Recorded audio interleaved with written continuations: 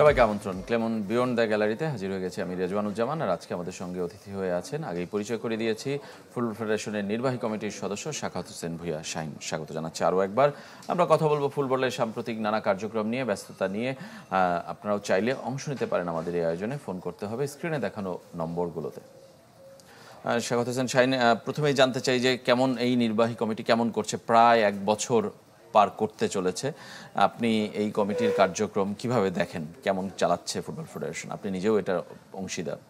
ধন্যবাদ আপনাকে 24কে।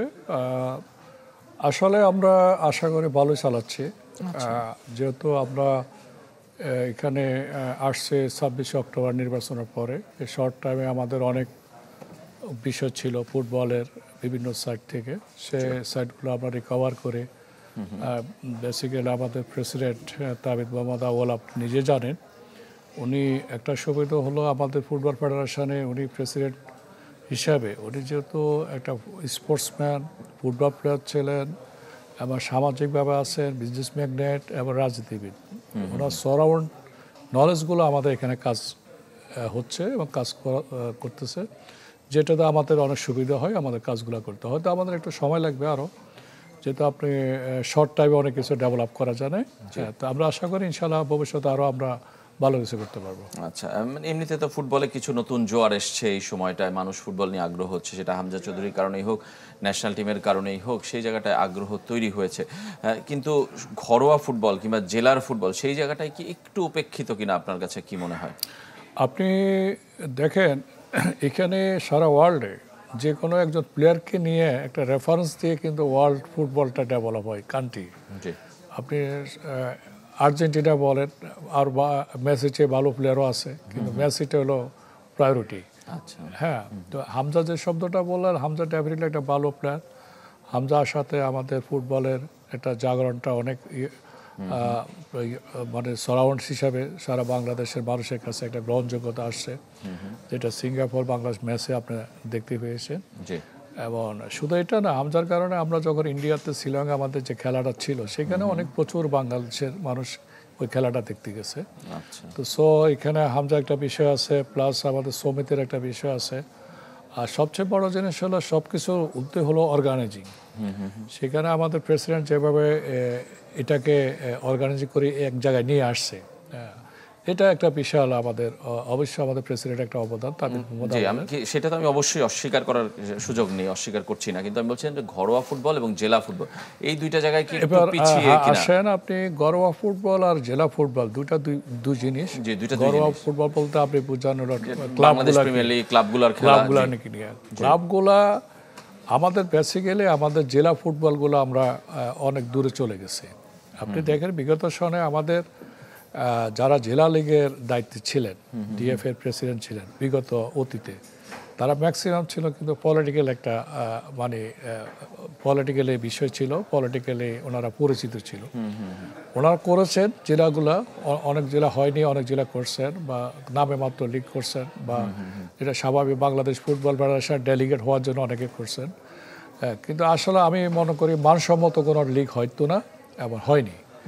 হ্যাঁ, এবং ওইখানে জেলা লিগগুলো যদি মানসম্মত না হয়, মানসম্মত প্লেয়ার না আসে, তাহলে ক্লাবগুলো কিছু করতে পারে না। ক্লাবগুলো আসে প্লেয়ারগুলো জেলার থেকে। হ্যাঁ, তো সব জেলাতে আমি বলবো যে ভালো কিছু হয়েছে, আসলে তা না।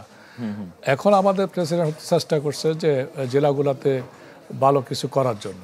তো এখানে অবশ্যই আমরা যেহেতু জেলা কমিটি আছে, তাকে আমাদের জেলা কমিটির চেয়ারম্যান আছেন ইকবাল হোসেন, ওরা চেষ্টা করছে। যদি আপনি একটা জিনিস খেয়াল করেন যে আমাদের প্রেসিডেন্ট কিন্তু তাবিদ আউয়াল সাহেব যে জিনিসটা করছে, কোনো কমিটি কিন্তু লং টাইম উনি ডিউরেশন দেয়নি। প্রত্যেকটা কমিটি দিচ্ছে ওনাকে 1 বছর মেয়াদি। এই 1 বছর মেয়াদি সবার পারফরমেন্স অনুযায়ী উনি দেখবে কি করা যায়।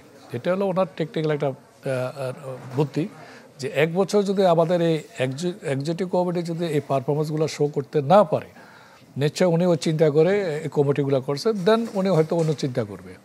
হ্যাঁ, তো এটাতে আমি বলবো না যে জেলা লীগ হবে না, জেলা লীগ অবশ্যই হবে, হয়তো একটু অপেক্ষা করতে হবে। যদি এই কমিটি না পারে, তাহলে অন্য কমিটির মাধ্যমে হয়তো উনি চেঞ্জ করে জেলা লীগ উনি চালাবেন। বিএফএফ একটা আবার নতুন উদ্যোগ নিয়েছে জাতীয় চ্যাম্পিয়নশিপ করার জন্য, একটা জেলা দলগুলোকে নিয়ে। ফিরবো আপনার কাছে, একটা ছোট্ট ফোন নিতে চাই দর্শকের। দর্শক পরিচয় জানিয়ে আপনার প্রশ্ন অথবা মতামত সংক্ষেপে জানাবেন। ওয়ালাইকুম আসসালাম। জি, হ্যালো। হ্যাঁ, আমি বলছি। জি বলেন। আচ্ছা, শাহিন সাহেব, আমার জি শাহিন ভাই শুনছেন, বলেন। কিছুক্ষণ আগে বিগত যে কমিশন আমাদের ফেডারেশনের, হ্যালো, জি, পায়োনিয়ার ফুটবল নিয়ে আপনার প্রশ্ন। পায়োনিয়ার ফুটবল লিগ কেন শুরু হচ্ছে না, সেটা একটা অনেক দিনের অনেকের প্রশ্ন। পায়োনিয়ার ফুটবল লিগ কমিটিটাও আসলে পূর্ণাঙ্গ হয়নি। মানে এই বিষয়গুলো আমি আবারও বলছি যে ঘরোয়া ফুটবল কিংবা জেলার ফুটবল, এই দুইটা নিয়ে আসলে কি ফুটবল ফেডারেশন চিন্তা করে কিনা? কয়েকদিন আগেই আপনারা একটা নির্বাহী কমিটির বৈঠক করেছেন, এগুলোতে আলোচনায় আসে কিনা আসলে জিনিসগুলো? পাইনিয়ার ফুটবলটা ডেফিনেটলি একটা আমাদের গ্রাসরুট লেভেলের একটা ফুটবল ডেভেলপের একটা অংশ। জি, এটা নো ডাউট, অস্বীকার করার অস্বীকার করা কিছু নেই। কিন্তু আমাদের পাইনিয়ার লিগগুলো হয়নি, এটার জন্য আমরা নিজেরাই অন্তত আন্তরিকভাবে দুঃখিত। কারণ এখানে একটা সবগুলো আমাদের প্রেসিডেন্ট সবগুলো কমিটি আপনি দিয়েছে। এখানে পাইনিয়ারের যে বিষয়টা আসছে, পাইনিয়ারের যে প্রেসিডেন্ট, যে চেয়ারম্যান, হ্যাঁ, ওনাকে কিন্তু কমিটির বিষয়ে উনি হয়তো প্রেসিডেন্টকে বলছে, বাট এখানে যে বিষয়টা দাঁড়াচ্ছে সেখানে প্রেসিডেন্ট কিন্তু ওনাকে বলছে আপনাকে চেয়ারম্যান করা হয়েছে, আপনি কার্যক্রম পরিচালনা করেন। আপনার তো এখানে যে কমিটি দিয়ে কাজ করতে হবে তা তো না। আপনি যদি আপনার অ্যাবিলিটি ক্যাপাবল দিয়ে আপনি কাজ করেন, আপনি কাজ করতে তো অসুবিধা নেই। হ্যাঁ, সেখানে হয়তো এখন উনি কমিটির চেয়ারম্যান সাহেবের, আসলে আমি জানি না ওনার প্রবলেম। কমিটি দিতেই বা সমস্যা কোথায়? কমিটি দিতে সমস্যা, অন্যগুলো তো দিয়েছেন। এটা যেহেতু এটা ফাইনাল লিগ কমিটির চেয়ারম্যান, আবার আমাদের প্রেসিডেন্টের একটা হয়তো কোনো টেকনিক্যাল বিষয় থাকতে পারে। আচ্ছা আচ্ছা। এবার আপনি দেখেন, এবার আমাদের প্রত্যেকটা কমিটি নিজস্ব চেয়ারম্যানরা একটা কমিটি করে প্রেসিডেন্টের কাছে নিছে, প্রেসিডেন্ট যাচাই বাছাই করে কমিটিগুলো অ্যাপ্রুভাল করার পরে এগুলো ফেসবুকে ছাড়া হয়েছে, বাফুবের ফেসবুকে। নিশ্চয় ওইখানে ফাইনাল লিগের চেয়ারম্যানের কোনো প্রবলেম হয়েছে বা ছিল, যার কারণে হয়তো উনি কমিটিটা করেনি। হয়তো উনি কোনো বিতর্কে যেতে চাচ্ছে না, ওনাকে হয়তো বারবার বলছে যে আপনি কমিটিটা ঠিক করে আসেন। ওনার হয়তো ওই প্রবলেমটার কারণে হয়তো কমিটিটা এখন পর্যন্ত হয়নি, এটা আমার ধারণা। আচ্ছা, এই কারণে হয়তো বা, কিন্তু পাইনিয়ার লিগ শুরু করা তো উচিত। আপনি নিজেও বলেন যেটা খুবই জরুরি। পাইনিয়ারে আমি এর আগের কমিটি ডিভিটি চেয়ারম্যান ছিলাম, আমাদের ইমরুল ভাই চেয়ারম্যান ছিলেন। বাট ওই সময় আমি চেষ্টা করছিলাম পাইনিয়ার লিগটা করতে, বাট তখন দেশের একটা রাজনৈতিক প্রেক্ষাপটটা একটা অনুকূলে ছিল না। আপনি দেখেন তখন কিন্তু ইমরুল সাহেব আমাদেরকে বলছেন যে পাইনিয়ারের বয়স নিয়ে যে প্রবলেমগুলো হয়, এর আগে যে কমিটি ছিল তারা কিন্তু এই প্রবলেমগুলো তৈরি করছে। যে পাইনিয়ারে একটা এজ থাকবে, সেখানে কি করতো তারা 5 জনকে আবার এজের বাইরেও পারমিশন দিচ্ছে আগের কমিটি যারা ছিল। ইমরুল ভাই কিন্তু সেটাকে বলছেন না, এটা আমাদের একদম মেডিকেল টেস্টের মাধ্যমে আসতে হবে। জি জি, মেডিকেল এই টেস্ট প্রক্রিয়ার জন্য, হ্যাঁ, ওই প্রক্রিয়াটা হতে গেলে আপনি দেখেন হয়তো আমাদের যে বার্থ সার্টিফিকেটগুলো আসে, ওরা অনেক সময় আমাদের বার্থ সার্টিফিকেটগুলো ওরা বয়স কমায় নিয়ে আসে, যেটা আমাদের অনেক প্রবলেম ফেস করতে হয়। উনি এটা মেডিকেল টেস্টের মাধ্যমে উনি আনতে চাইছিলেন, বাট হয়তো 100 জন টেস্ট করলে 5 জন টিকে বা 10 জন, এই জন্য আমাদের একটা টাইম আমাদের একটু লস্ট হইতো বা টাইমটা চলে যেত। বাট ওই প্রসেসিংটা আমরা করতে অলরেডি অ্যারেঞ্জ করছিলাম, কিন্তু শেষ পর্যন্ত রাজনীতিক একটা অস্থিতিশীলতার কারণে আসলে সেটা আগের বারের কথা বলছেন, আর এবারেরটা তো এখনো কার্যক্রম অনেক দূরে, এখনো দূরে। আরো একজন দর্শক আছেন, আমরা একটু ফোন নেই, পরিচয় জানিয়ে আপনার প্রশ্ন অথবা মতামত জানাবেন। হ্যালো, আসসালামু আলাইকুম। ওয়ালাইকুম আসসালাম। আমি মাদারগঞ্জ থেকে বলছি, জামালপুর মাদারগঞ্জে। জি জি। এই যে বাংলাদেশের গোলরক্ষক আনিসুর রহমান জিকোকে জাতীয় দলে নেওয়া হয় না কেন? আনিসুর রহমান জিকোকে জাতীয় দলে নেওয়া হয় না কেন, এটার উত্তর কোচ দিতে পারবেন, যিনি দল নির্বাচন করেন কোচিং স্টাফের সদস্যদের সাথে। আমরা হয়তো দিতে পারবো না, কিন্তু জিকো বাংলাদেশের সেরা গোলকিপারদের একজন, এখনও হয়তো বা আছেন, কিন্তু ক্লাব দলেও উনি খেলতে পারেন নিয়মিত এমন নয় আসলে। তারপরেও জিকোকে নিয়ে নানা ধরনের আলোচনা আছে। জাতীয় দলের কোচ নিয়েও আপনি একসময় কথা বলে আলোচিত হয়েছিলেন কিছুদিন আগে। সেই আলোচনাটা আমরা করতে চাই যে আসলে কেন আপনি বলেছিলেন যে হাভিয়ের কাবরেরাকে আসলে রাখা উচিত নয় হেড কোচ হিসেবে। সেইটার ব্যাখ্যায় কি আপনি এখনো অবস্থান করছেন নিজের জায়গায়, নাকি চেঞ্জ করেছেন অবস্থান, সেটা প্রথমে জানতে চাই। আমি আমার আগের জায়গায় আছি। আমি আমি যেহেতু কথা বলছি, এটা আমার একান্ত বিষয় ছিল, আমি দেশের সাথে কথা বলেছি। আচ্ছা, আপনার ব্যাখ্যাটা কি, কেন হাবিয়ার কাবরেরাকে সরিয়ে দেওয়া উচিত? ব্যাখ্যা ছিল আমার, যেখানে আমার ফুটবলে একটা গণজাগরণ দীর্ঘদিন পর আসছে, এটা সবাই দেখছে, সেখানে আমি আমার একটা কোচের কিছু ভুলের কারণে হয়তো আমার রেজাল্ট আসছে না। যেখানে আগে আমার লোকাল প্লেয়াররা যে রেজাল্ট দিত, আমি যদি হামজাকে, সমিতকে আনার পরে বা আমিদুলকে আনার পরে যদি আমি রেজাল্ট জিরো হয়, তাহলে সেই প্রেক্ষাপট তো আমার বলা অবশ্যই দেশের নাগরিক হিসেবে বলা অবশ্যই অবশ্যই। আমার অধিকার আছে। সেই প্রেক্ষাপটে আমি কথাগুলো বলেছিলাম। আচ্ছা, মানে আমি বলছি যে মানে সেই জায়গাটায় আর কেউ কেন আপনার পাশে আসলো না? মানে সবাই কি তাহলে এই ধারণাটা বুঝতে পারছে না, নাকি আপনি একাই এই পুরো অবস্থান, মানে ফেডারেশন নির্বাহী কমিটির মধ্যেই কথা বলছি আর কি, তাদের মধ্যে? অনেকের হয়তো এটা পজিটিভ সাইড থাকতে পারে, আমার সাথে একমত থাকতে পারে, হয়তো অনেকে বিভিন্ন কারণে বলতে পারে না। কথা তো বলার সাহস থাকতে হবে, অনেক সময় হয়নি। আপনি এটা তো আপনারা বুঝেন, আমরা আমাদের দেশের মানুষ যখন পজিটিভ 99% থাকে, তখন সবাই বলে হ্যাঁ আমিও ছিলাম। হ্যাঁ, তখন আর যদি দেখে কিন্তু স্রোতের বিপরীতে কেউ বলতে পারে না। কেউ বলতে পারে না, এটা একটা আপনি সেটা সাহস দেখিয়েছেন। জেনেটিক প্রবলেম আমাদের। না, আপনি সেটা সাহস দেখিয়েছেন, কিন্তু আমি আমার প্রেক্ষাপট থেকে আমি বলছি। এবং আপনি সেই সাহস দেখানোর পরে আপনাকে ন্যাশনাল টিম ম্যানেজমেন্ট কমিটি থেকে বাদ দেওয়া হলো, মানে সেইটায় আপনার কি মনে হলো যে তার মানে কি ফেডারেশনের অবস্থান আপনার বিরুদ্ধে এই কারণেই? আমি ফেডারেশনের বিরুদ্ধে বলবো না, এটা আমি যেহেতু আমাকে প্রেসিডেন্ট আমাকে ওই কমিটিতে রাখছেন, এবং ওনার হয়তো কোনো কারণে উনি আমার ওই কমিটিতে অব্যাহতি দিয়েছেন। কোনো কারণ তো এটাই কারণ মনে হয়, নাকি না অন্য কোনো আপনার কোনো কারণ মনে হয়? যেহেতু আমি যে চিঠিটা পেয়েছি, ওই চিঠির মধ্যে কিন্তু আমাকে উনি লিখছেন যে আমি ফুটবলের ডেভেলপের সাথে কাজ করে যাব ভবিষ্যতে, বাট সাময়িক আমাকে এই কমিটি থেকে অব্যাহতি দেওয়া হয়েছে। এখানে কোনো কিছু উনি এক্সপ্লেন করেনি, সো আমি এই ব্যাপারে কোনো কমেন্টস করতে রাজি না। আচ্ছা, তার মানে আপনি কমেন্টস করতে চাচ্ছেন না, কিন্তু আমরা ধারণা করছি যে এটাই হতে পারে, কারণ এছাড়া তো অন্য কাউকে অব্যাহতি দেওয়া হলো না, অন্য কোনো কারণও দেখানো হলো না। আপনি কাবরেরার বিরুদ্ধে বলার কয়েকদিনের মধ্যেই সেই ঘটনাটা ঘটলো, সেই কারণে আমরা এটা ধারণা করছি, কিন্তু আপনি না হয়তোবা। কিন্তু আমি বলছি যে আপনি যে কাবরেরার বিরুদ্ধে, সেইটা কি নির্বাহী কমিটির সভায় আপনার অবস্থান তুলে ধরেছেন? ন্যাশনাল টিম ম্যানেজমেন্ট কমিটিতে তো এখন আপনি নেই, নির্বাহী কমিটির সভা হলো কয়েকদিন আগে, আপনি কি আপনার অবস্থানটা বলেছেন সেখানে? দেখেন, সেখানে যেহেতু আমাদের গত মিটিংয়ে অনেকগুলো এজেন্ডা ছিল, আপনার প্রায় 28টি এজেন্ডা ছিল। দীর্ঘ মিটিং হয়েছে। দীর্ঘ মিটিং হয়েছিল, এটা বাংলাদেশ ফুটবল ফেডারেশনের একটা ঐতিহাসিক। কিন্তু মিটিং শেষে আবার মিডিয়া কমিটির চেয়ারম্যান বলেছেন কোনো সিদ্ধান্ত নিতে পারেন, হয়নি, উনি সিদ্ধান্ত জানাতে পারেননি। মিডিয়া কমিটির চেয়ারম্যান হিসাবে আমি ওনার বিরুদ্ধে কোনো কমেন্টস করতে রাজি না, যেহেতু এটা আমাদের বাংলাদেশ ফুটবল ফেডারেশনের প্রেসিডেন্টের নির্ধারিত একটা কমিটি। এখন এখানে আসলে বলতে অনেক প্রবলেম হয়, এটা স্বাভাবিক। তো যেহেতু আমাদের ওই মিটিংয়ে আমাদের মিডিয়া নিয়ে কথা হয়েছে, সেটা প্রেসিডেন্ট বলছে যেহেতু এটা এজেন্ডা ছিল না, আগামী মিটিংয়ে এজেন্ডা হিসেবে মিডিয়াকে উনি নিয়ে আসতে বলছে। তো যেহেতু অফিসিয়ালি এখানে ছিল না এজেন্ডা, আমি সেখানে আমরা কমেন্টস করতে পারি না, কথা বলতে পারি না। অফিসিয়ালি যখন আসবে, মানে কাবরেরা ইস্যুতে তখন আপনি যে কোনো কথা যখন আসবে, এজেন্ডা না থাকলে তো আমরা কথা বলতে পারি না। মানে কাবরেরার এজেন্ডা যখন আসবে তখন তো আপনার এই অবস্থান, আপনি তখন? হ্যাঁ, আমি তখন হয়তো ব্যাখ্যা করতে পারবো। আচ্ছা, তার মানে আপনি আপনার অবস্থানে এখনো একমত? আমি এজেন্ডার বাইরে অফিসিয়ালি কথা বলতে চাচ্ছি। আমি আনঅফিসিয়ালি, যখন আমার মিটিংয়ে এজেন্ডা থাকবে না, আনঅফিসিয়ালি কোনো বিষয় নিয়ে আমি কথা বলতে রাজি না। আচ্ছা, আরও কথা বলবো আপনার সঙ্গে। শাখাওয়াত হোসেন ভূঁইয়া শাহীন আমাদের সঙ্গেই থাকবেন। একটা ছোট্ট বিরতি নিচ্ছি ক্লেমন বিয়ন্ড দ্য গ্যালারিতে, ফিরে আসবো একটু পরে। আমরা বিরতির আগে কাবরেরাকে নিয়ে অনেকক্ষণ কথা বলছিলাম। আপনার কি মনে হয় যে ফুটবলে ন্যাশনাল টিমের আসলে পারফরমেন্স কি আসলে বাড়বে কিনা? আমি বলছি সাকসেসের দিক থেকে, পারফরমেন্স কিংবা সাকসেস আমরা কি আরো বেশি পাবো কিনা? একটা জোয়ার এসছে, সাফল্য না পেলে কি এই জোয়ারটা আসলে ধরে রাখা সম্ভব হবে কিনা? সেটা হামজাই আসুক আর যেই আসুক, সামিত সোম কিংবা মিচেল যেই খেলুক। আসলে যেহেতু আমি ন্যাশনাল টিম কমিটিতে না, আমি এমনি ফুটবল ওভারঅল আপনি পারফরমেন্স, আমি আমার এদেশের নাগরিক হিসাবে বলছি। জি জি, সেটাই বলেন। সেটা হলো পারফরমেন্সটা ডিপেন্ড করে দর্শকের উপরে। দর্শক কোনটা নেবে কোনটা নেবে এটা টোটালি হলো দর্শক।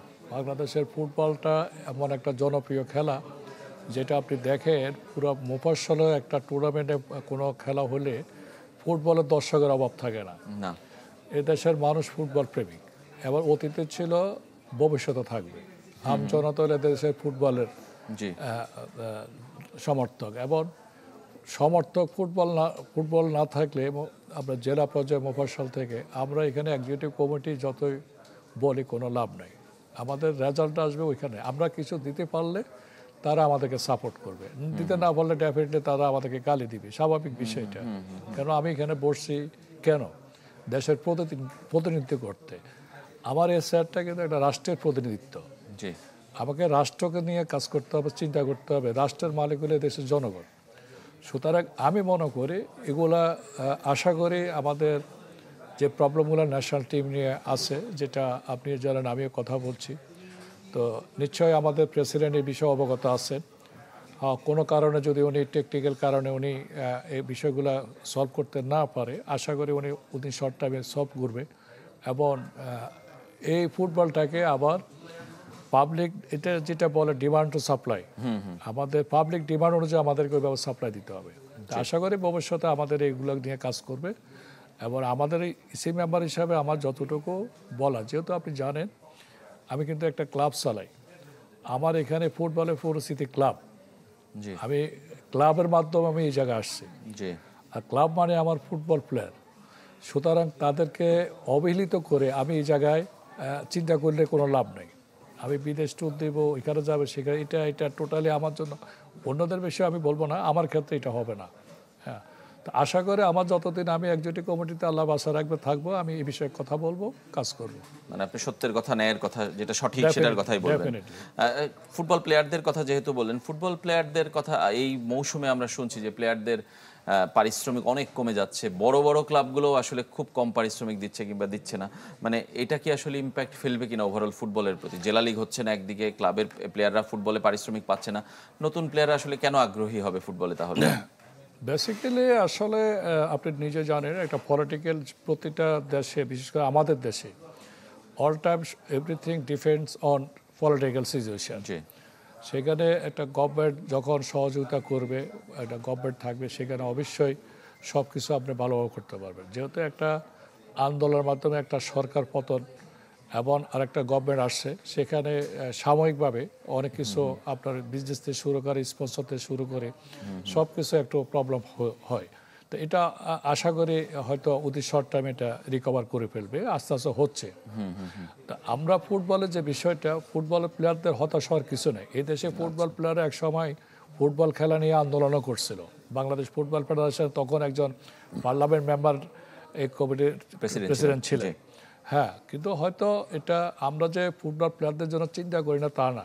আপনি জানেন যে বাংলাদেশের ফুটবল, এটা ফুটবলটাকে আমাদের সারা বিশ্বের পরিস্থিতিটা হলো আমাদের ফুটবল স্পোর্টস।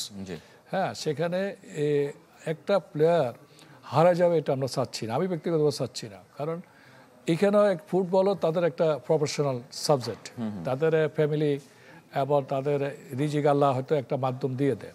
আমরা এই বিষয়ে ডেফিনেটলি কথা বলবো, কাজ করবো, কাজ করতেছে আমাদের প্রেসিডেন্ট আন্তরিক।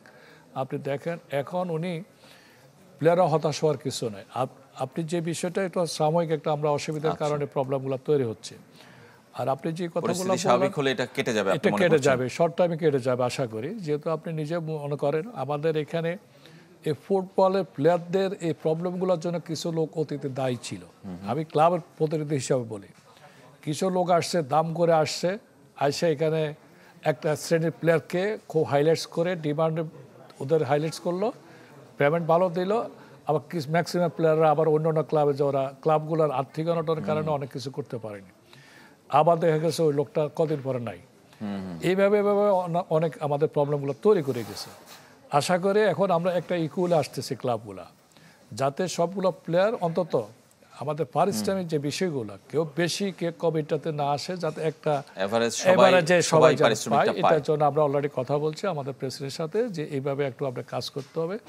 আমাদের ক্লাবগুলোর দায়িত্বে যিনি আছেন নিশ্চয় তারাও এটা নিয়ে অবগত। আশা করি শর্ট টাইমে এটা একটা ভালো রেজাল্ট পাবেন। ধন্যবাদ আপনাকে শাখাওয়াত হোসেন ভূঁইয়া শাহীন। আমাদের সময় একদমই শেষ, আজকের মতো এখানেই শেষ করতে হচ্ছে। আরও কথা বলার ছিল কিন্তু আজ এখানেই শেষ করছি। আবারও দেখা হবে, সবাই ভালো থাকবেন। Thank you.